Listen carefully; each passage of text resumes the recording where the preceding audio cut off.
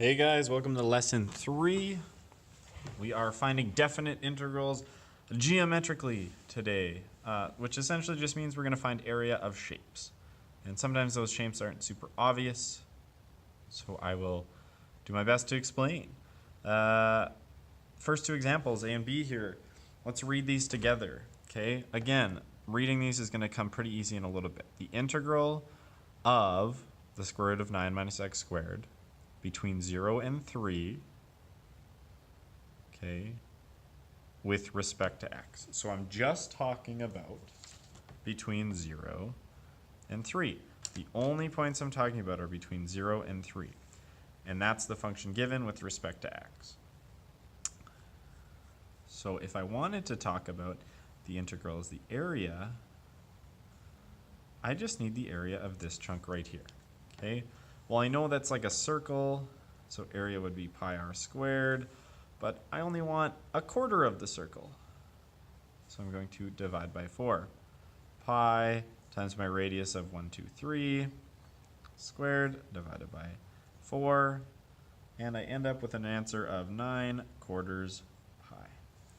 Okay?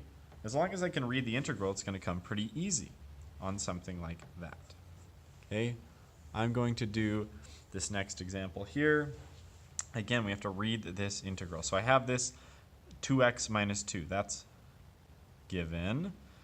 The integral of 2x minus 2 between 0 and 5 with respect to x. So between 0 and 5, 1, 2, 3, 4, 5. Okay. And between 0. So what I'm looking at is I actually have two areas that I'm going to have to talk about. Okay? Because I know that this area below the x-axis is going to be negative, and this area above the x-axis is going to be positive. So I have to talk about those separately. Okay? Because I go through the x-axis, because I have an intercept, I have to talk about them separately. So it's really important to know that I have that x-intercept. The first one, okay, base times height divided by 2, that would be a little triangle like that, plus the second one, base times height divided by 2, that would be the big one. My base is 1, but my height, -2. It's below the x-axis. That's why I'm going to get a negative area. Plus my base, 1, 2, 3, 4. My height, oh, well, that's this point all the way up here. Wonder how high that point is. 1, 2, 3, 4, 5. 1, 2, 3, 4, 5, 6, 7. Am I sure it goes that high? I better just double check and count.